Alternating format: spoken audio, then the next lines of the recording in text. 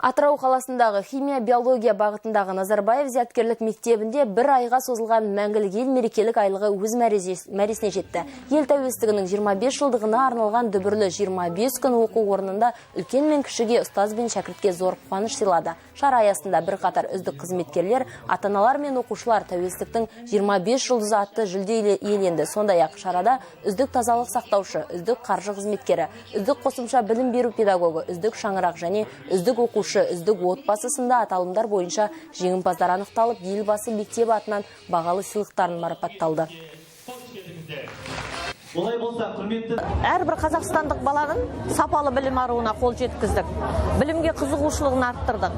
Ал енін шетелмен салыстырғандағы қазіргі мектеп қандай болады десе, тәуелсіздік жылдары соның бір ерекше бірден-бір флагманы, бірден-бір формасы, өзгеге ұқсамайтын моделі бұл Назарбаев мектептері. Бір кездегі мектеппен бұдан 25 жылғы қазіргі мектепті салыстырсаңыз, материалдық техникалық базасы нығайған, жарқырап тұрған, жып-жылы, әрбір оқушы өзінің көз жанарынан білім алғысы келіп отыр.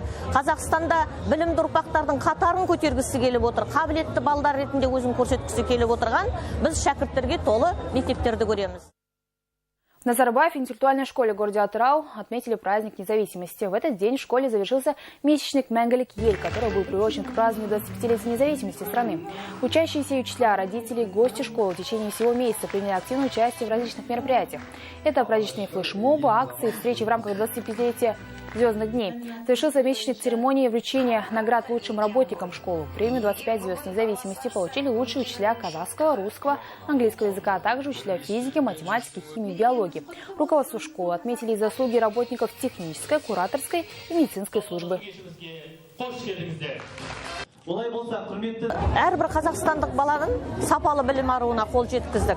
За годы независимости системе отечественного образования есть чем гордиться. За это время были построены новые школы, проведено реформирование системы образования. Казахстанские ученики сейчас учатся по новой модели обучения, которая успешно реализуется в Назарбаев интеллектуальных школах. Я считаю, что это новый толчок в обучении детей, которые желают познать мир знания и науки.